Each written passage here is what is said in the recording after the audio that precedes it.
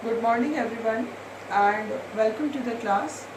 Yesterday we were discussing about the implementation of the 73rd and 74th Amendment under the chapter Local Government. And in that discussion we have seen the positive impact of these 73rd and 74th Amendment. We have seen that the number of local bodies, both in the rural areas as well as in the urban areas, is very large. Not only the number of local bodies, but we see the number of representatives is also very large number of representatives are there in the local bodies. And if we compare these number of these representatives who are there in the local bodies with the number of representatives of the parliament and the state legislatures, we find that there is a huge difference. There are only 5,000, around 5,000 total number of MPs and total number of MLAs. Only 5,000 MPs and MLAs are there in the whole country.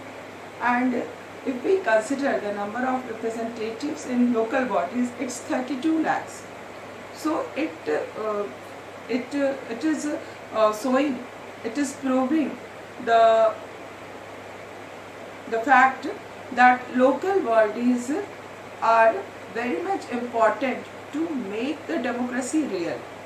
It is the participation of the people in the actual process of government. It is the participation of the people in the decision making process of the government. And apart from this, what we also find that the seats are reserved for women. 1/3 of the seats, not only the seats for ordinary membership, but seats for chairperson and adhyakshas are also reserved. 1/3 of all the seats are reserved for women, and this is a great achievement towards the goal of women empowerment. And with this, so many changes are occurring in the society. And we have also discussed that women reservation, there was demand for reservation for women in the Lok Sabha also, and for that purpose a bill was also introduced, but the bill could not be passed. And in this way there is no provision of reservation of seats for women in the Lok Sabha, but at the local level this provision is working in a very efficient manner, and it is making the woman empowered, and it is changing the society. And after that we have also seen that the society has also changed in another aspect, and that is the reservation which is given to the lower caste, the scheduled caste and scheduled tribes people by these 73rd and 74th Amendment. We know that in our society caste system was very important. Caste system was prevailing in after independence, and even today caste system is a very is holding a very important place, not only in society but also in politics of the country. And in this situation, the provision for reservation of seats, not only seats are reserved, ordinary seats are reserved, but the post of chairman and adhyakshas are also reserved for scheduled caste and scheduled tribes. So this is a great achievement, because now a Dalit person or a tribal person is capable of holding the post of chairperson. And this is changing the society because they are ruling. In a way, they are the leader, they are the political leader, and who are ruled by them, the upper caste people, are subordinate to them. So this is a real empowerment of the scheduled caste and scheduled tribe. So we have seen all these achievements, but we must approve that we cannot say that these two amendments are 100% successful, because there are so many weaknesses of these two amendments. And in this regard, what we see, the most important problem, so we are discussing the loopholes. The first is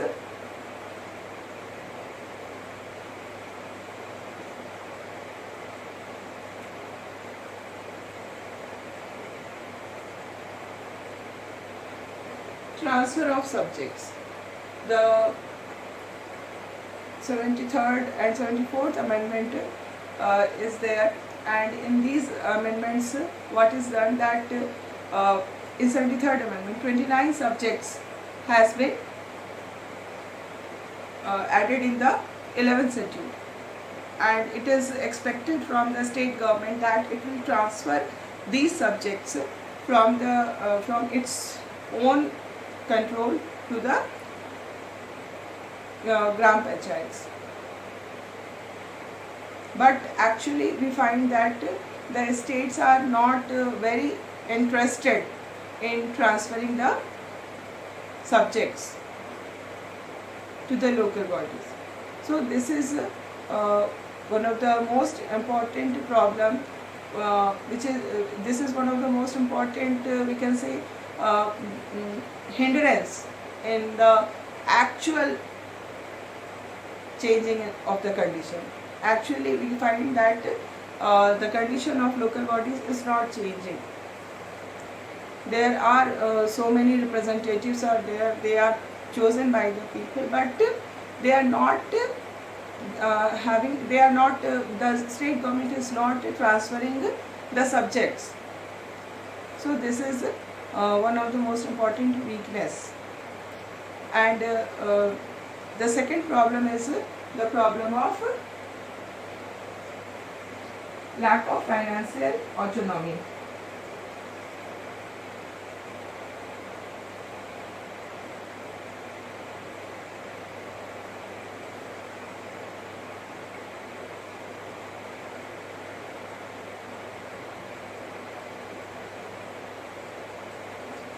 The panchayats, it is very much important for its functioning that it must have resources of revenue, but we see that in actual practices the local bodies are not having any kind of financial autonomy, because at present also they are dependent on the aid and assistance from the center as well as the state government. We can understand the situation from this data only, that the percentage of earning in the total earning, the percentage of earning of revenue by the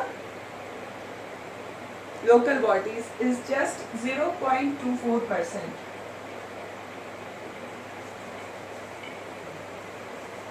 So we can say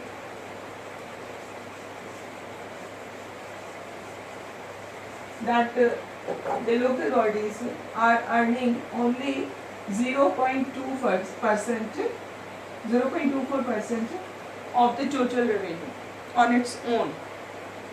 Okay. This is the income, and it is spending 4%. This is expenditure. So you can understand the gap between income and expenditure. The gap is around 3.76%. So from where this gap is going to be filled? For this gap, the local bodies are dependent on the state government, they are dependent on the assistance and aid given by the state government and the central government. So we can see that the situation is not good, the condition is not good for local bodies, and whatever we observe that the achievements which we discussed just now, the achievements are meaningless if they are not getting the subjects, they have not been transferred the subjects, they have not any independent source of income, then all these things will not work. So if we really want the local bodies to be successful, there is need to actual implementation of the provision of the 73rd and 74th Amendment. The state government must take the initiatives in transferring of the subjects, because all the subjects which are there in the 11th schedule, these 29 subjects, these are related to development program, welfare program, and these decisions regarding development and welfare programs can be taken effectively by the local people themselves. They are not free to choose the welfare programs, they are not having the resources. So these are the lacuna, and if we want that this decentralization of power, which was the purpose of having this third level of government, is meaningless. If we want that decentralization of power should be real, then this third level of government must be made real powerful. Then only we can think of their presence will bring political and economic decentralization, and it will make federalism strong, and it will make the democracy also strong. So this is all about your chapter. This chapter has come to an end, and as your syllabus has been reduced according to the latest guideline of the CBSE. So now this is the last chapter of your first book, that is Constitution at Work. This is your first book, and in this book, this chapter, local government, is the last chapter of your book. So now we will discuss the second book. The book which is the name of the book is Political Theory. So what is the difference between these two books? You must understand. In the first book, we have studied the provisions of the Constitution. What are the how our government is formed, what are the composition, structure, powers and functions of the government according to the Constitution, and we have also discussed the practical implementation of the provisions of the Constitution. So we are in the whole book we have discussed about the provisions of the Constitution and its implementation, because the book is Constitution at Work. Now the Constitution has been implemented and we are working according to the provisions of the Constitution. So this is all about your first book. We have completed it, and now there's second book. Then it is political theory. What is the whole book is about? The whole book is about different values and ideals, like equality, liberty, justice, rights, secularism, citizenship. So all these are values. Okay, and the whole politics, the subject political science is political science revolves around these values only, because we have whenever we were discussing the provisions of the Constitution, so many times we have discussed about equality, liberty, justice. So all these are values, and values are, they are just like goals. So we will discuss now the first chapter of the book Political Theory. So the first chapter of your second book Political Theory, the first chapter is Political Theory and Introduction. And we will start our discussion from this chapter only.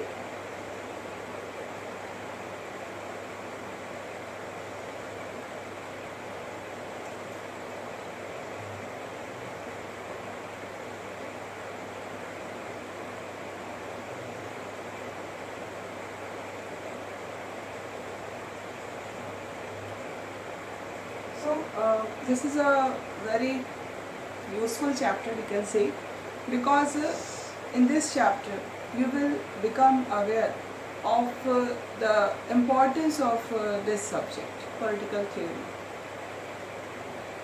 Many times it is felt that theory paper is only about ideals and values.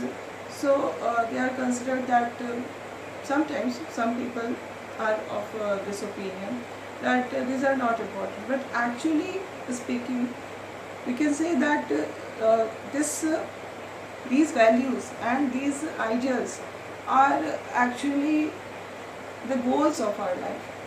Whatever we are doing for achieving these ideals and values only.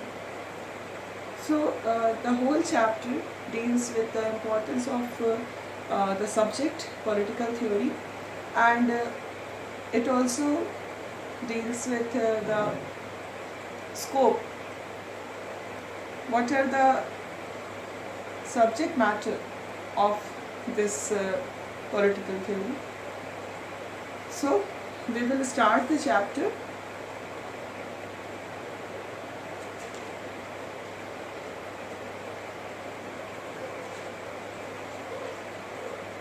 Human beings are unique in two respects. They possess reason and the ability to reflect on their action. So, first of all, you must understand the subject which we are studying. We are in the humanities stream, and in this humanities stream, what we find that what is the focus, or what is the center of the whole discussion? The whole center of the whole discussion is human being.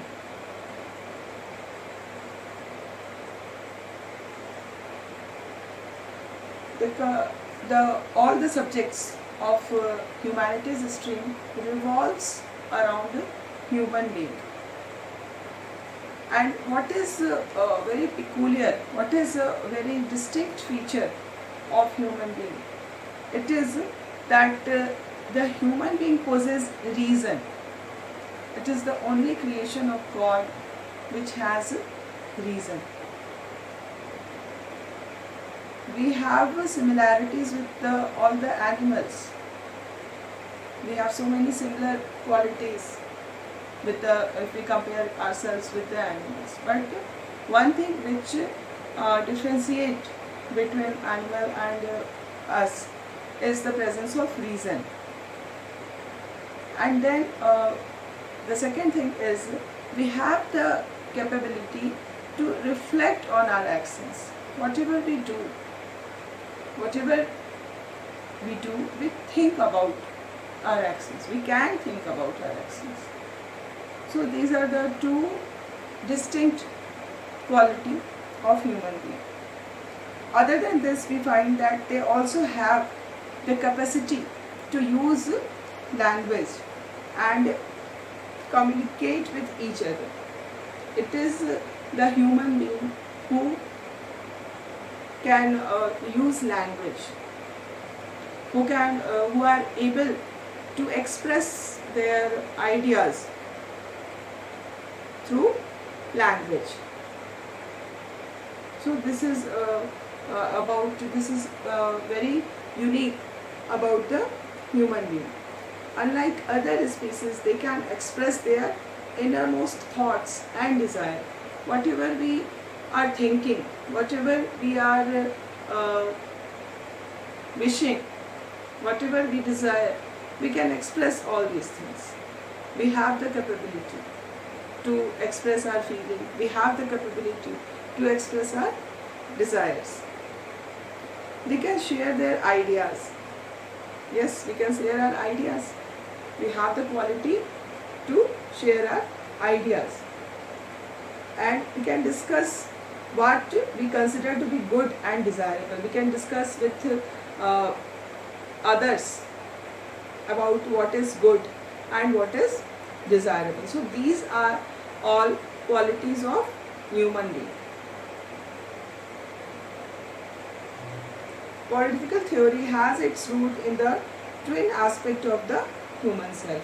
So these twin aspect of human self is very much important in the study of political science, because human possess reason and they can communicate with each other. They can reflect on their actions. Okay? It analyzes certain basic questions such as how should society be organized. We have the power to think, and because of this power we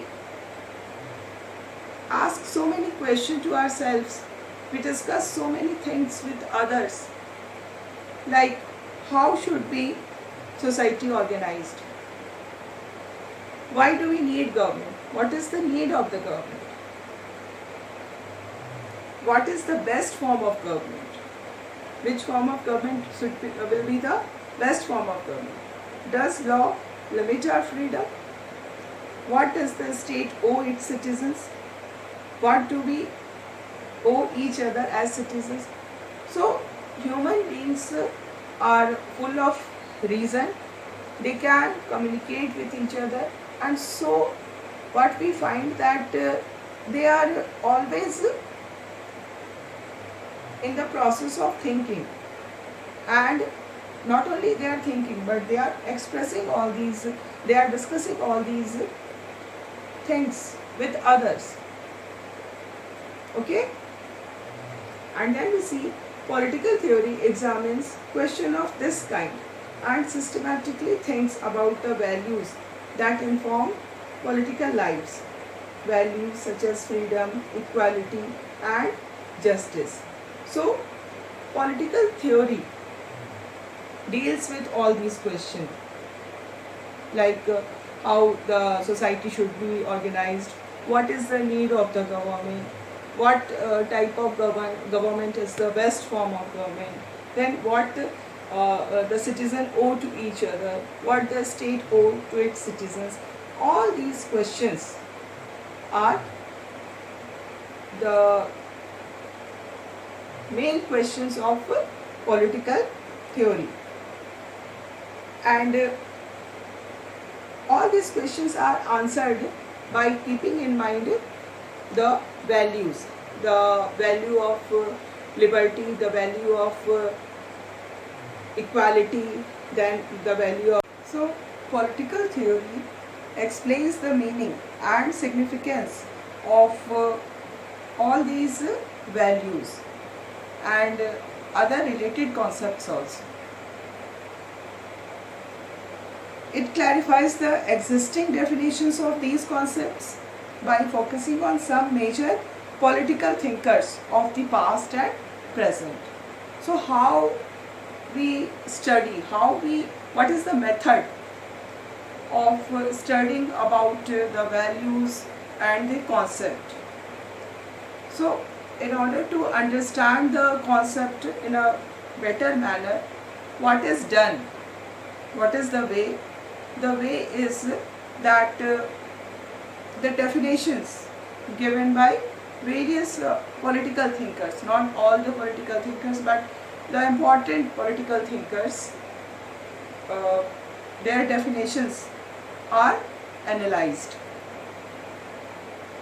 Some ancient political thinkers, some modern political thinkers, their views, their definitions of that particular concept is analyzed, and in this way we try to understand the values and their concepts.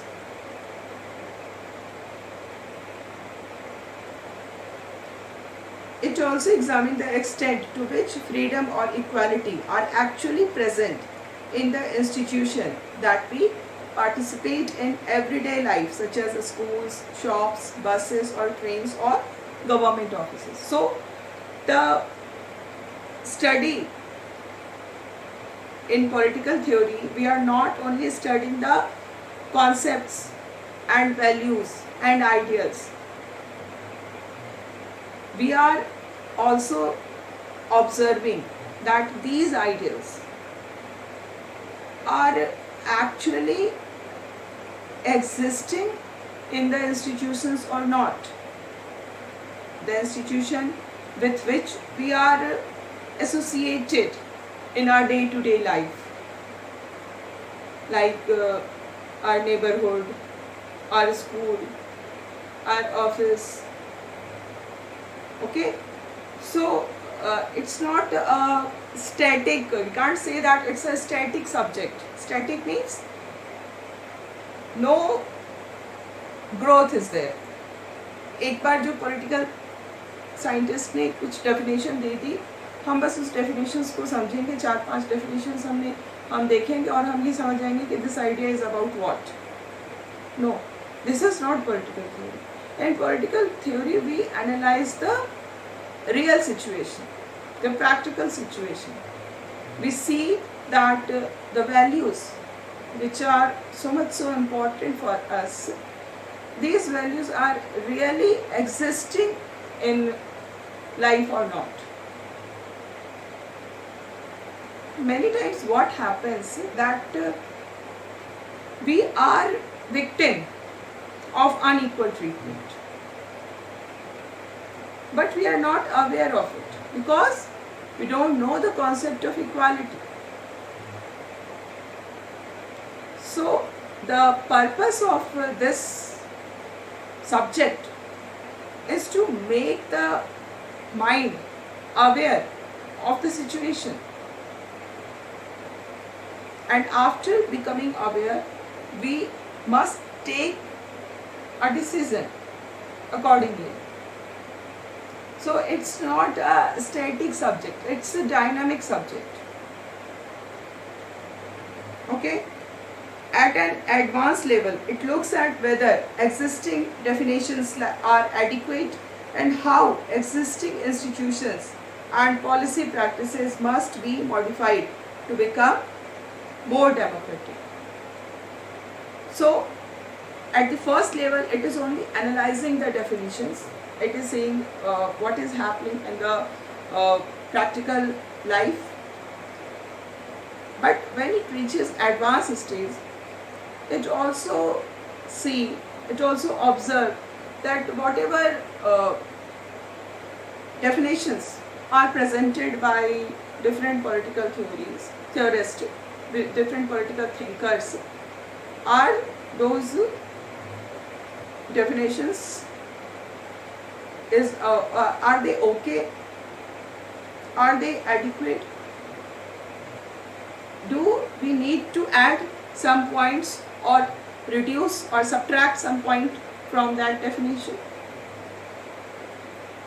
So this is done at the advanced level, and it is also done that how the institutions, not only our neighborhood, our shop, school, government offices, no, not only this, but we see our government is actually practicing, is actually working on these ideals or not. The practices which are existing in our country, they are according to the values and ideals or not. Do they need to be modified?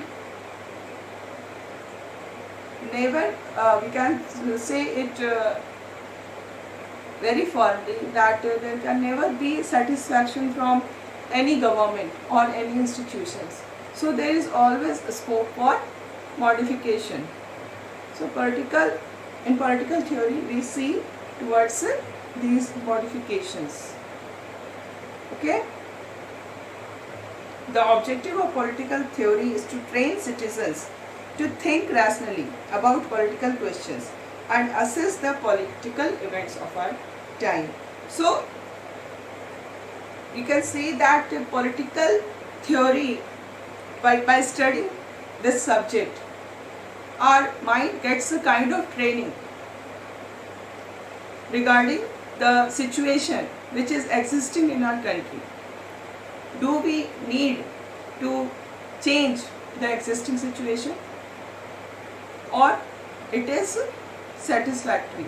So in this way it generates a kind of awareness among the learners, and this is the aim of political theory.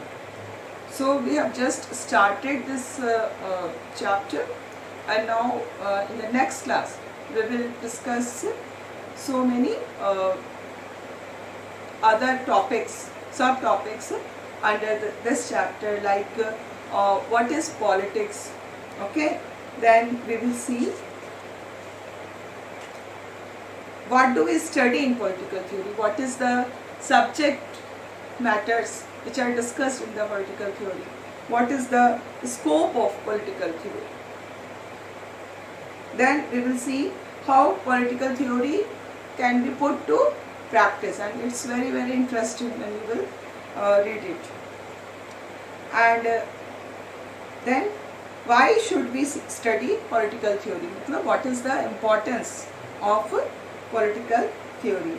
And there is one more thing in this book, and that is Socrates, who was the first political thinker. Socrates was the first political thinker. He was a Greek thinker, and in this chapter we will also discuss his idea of justice, Socrates' idea of justice. Okay, so now we will discuss all these things in the coming classes.